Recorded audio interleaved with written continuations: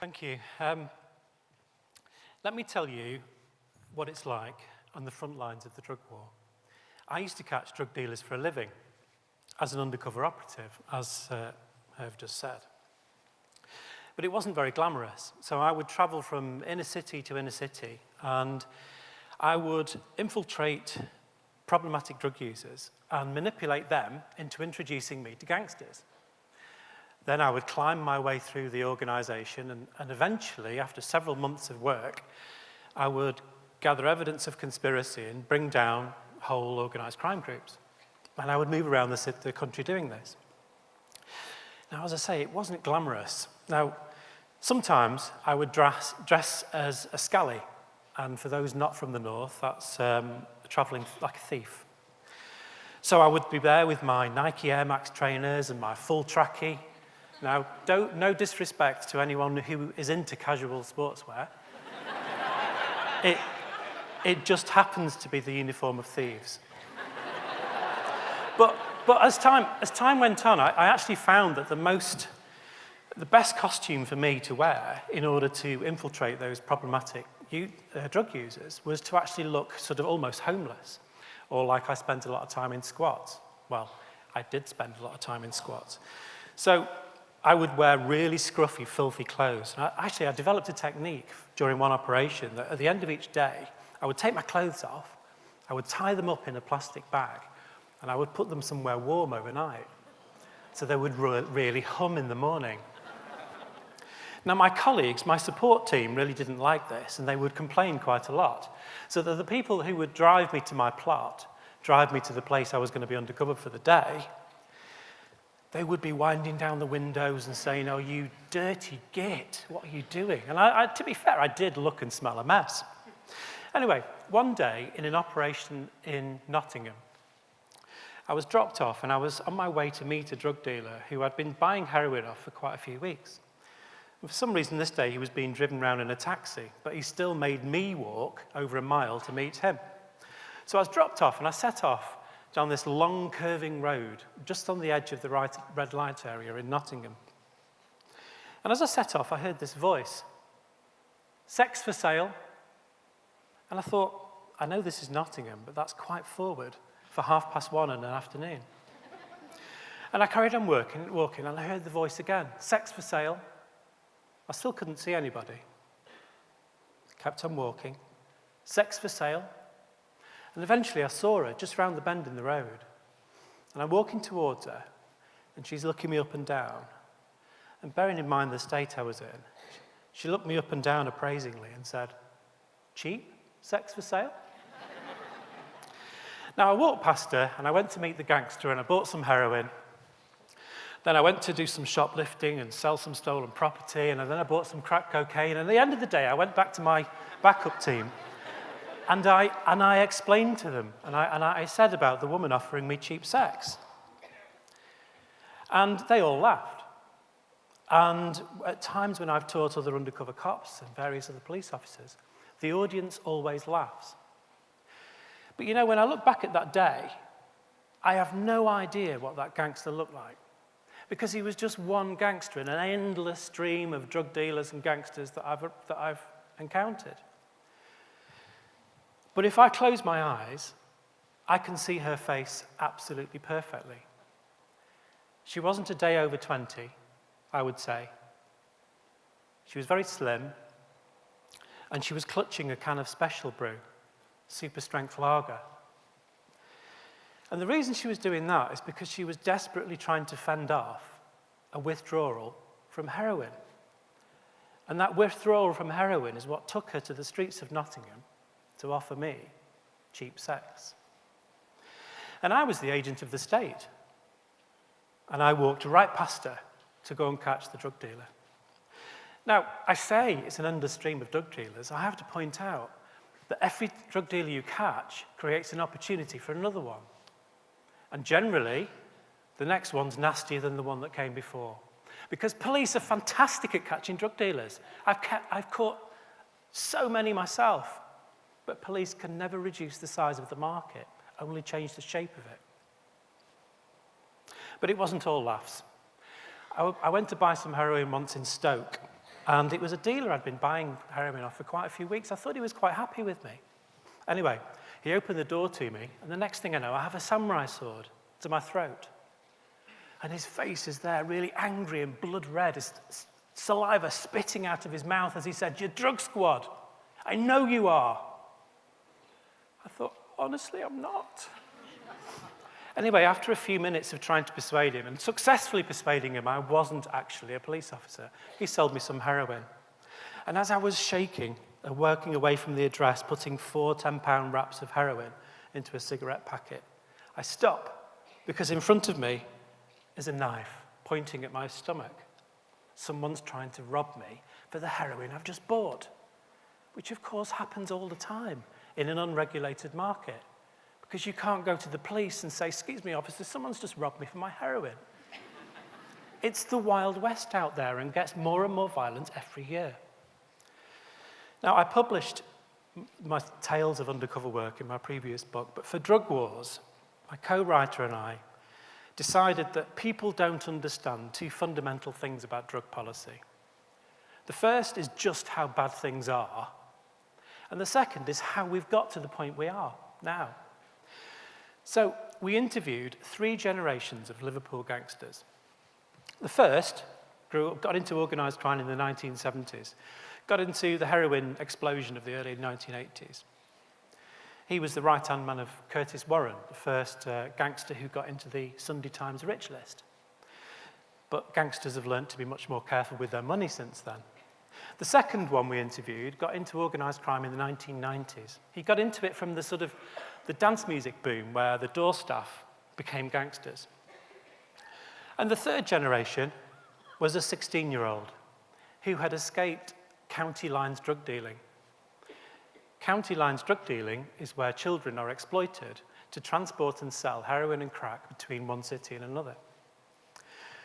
Perhaps the most important question we asked these 3 people was, as a young gangster, how easy would it for you to be able to get hold of a gun? And the oldest one, he said, well, as a kid I could have asked, and I would have been taken to the higher-ups, and I would have had to explain exactly why I needed a gun, and then they would have said no. They would have said to me, why on earth do you want to draw attention to yourself and to us by using a gun? Go and sort out your problem toe-to-toe. The second gangster, he says, well, when we got into the trade, we had stashes of weapons, but certainly young people wouldn't let them anywhere near guns. And we asked the 16-year-old. He said, well, you'd have to give me a couple of hours.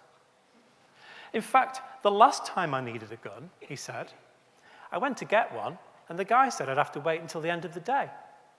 But he said, I've got a hand grenade if you need that. So I took the hand grenade, he said. He was 15 at the time, and this was over a territorial beef over the supply of heroin. So there is a very clear indication of how things have changed over time. And perhaps one of the most disturbing things about those interviews is the 2 older gangsters stroked their chin in horror at the behavior of youngsters and just how willing youngsters are to use violence. The older gangsters were horrified at the 3rd generation. But it wasn't always like this. The prohibition of the world that we have is an American invention. It was spread around the world by a very aggressive American foreign policy. Historically, the resistance to that American moralizing model was called the British system by the rest of the world. The British system is a fairly simple premise, that if someone has a problem with drugs, you take care of them, you look after them. As soon as you criminalize them, you marginalize them, you push them to the fringes of society, and they're not able to get help. Particularly in relation to heroin, the British system meant that if you had a heroin addiction, you were prescribed heroin by a doctor. But eventually, the Americans won. In 1971, when the Misuse of Drugs Act came in, based on the American style of prohibition, there were 1,046 problematic heroin users in the United Kingdom. From that point, when organised crime was gifted that entire business, it went up to 350,000 within 2 decades. Simple cause and effect. We have created the problem we have now by policy. We have gone from the prescription pad controlling the heroin market to 15-year-olds with hand grenades. It doesn't have to be like this. We can go back to treating drugs as a health problem and not a criminal one. We can regulate every single drugs market from cannabis right through to heroin. But for heroin is actually the simplest form of regulation we would need because we just have it controlled by doctors. Other drugs are more complicated. They need more nuanced regulatory models. For cannabis, you need to decide exactly what type of cannabis can be sold to who, where. You need photographic identification, etc. But for heroin, it's straightforward. Addiction spreads because it suits organised crime to recruit more people, to recruit user dealers, to find more customers. That's the reason we went from 1,000 to 350,000. We don't have to be like this. Now, it's not just me as a police officer saying this. I'm part of an international United Nations accredited organisation called the Law Enforcement Action Partnership. We are police and law enforcement professionals across the world. In the United States, that includes judges, prosecutors, sheriffs, chiefs of police. In the United Kingdom, we have former chief constables, former MI5, other former undercover operatives like myself. And we're growing across the world. So please follow us on social media. You'll find us, the websites in the United States, the United Kingdom website is at ukleap.org. You can find us on Twitter. You can find Leap Europe. You can find Leap Scandinavia. And we are growing rapidly because it is us people who have fought on the front lines of this war, and it is a war.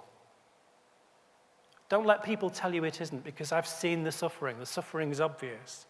It's vulnerable people get caught in the middle, like any war. But it's police professionals like myself who are able to see very clearly the harms that's caused. And I ask you,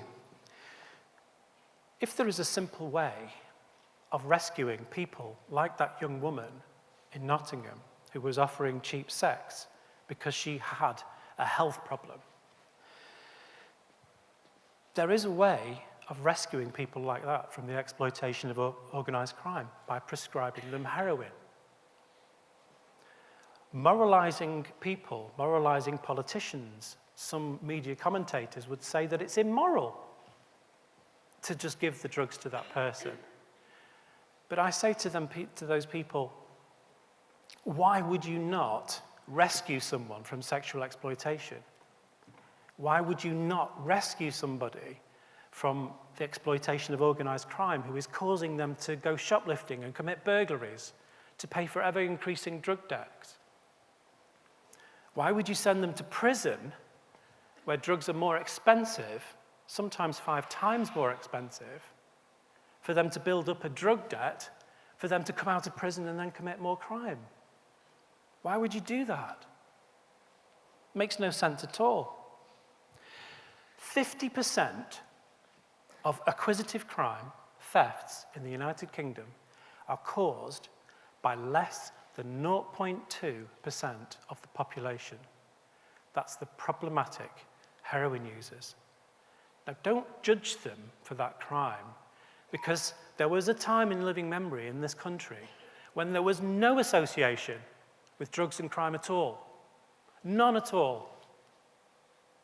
That association between drug use and crime has been caused by policy. And there is a very clear cause and effect in our history.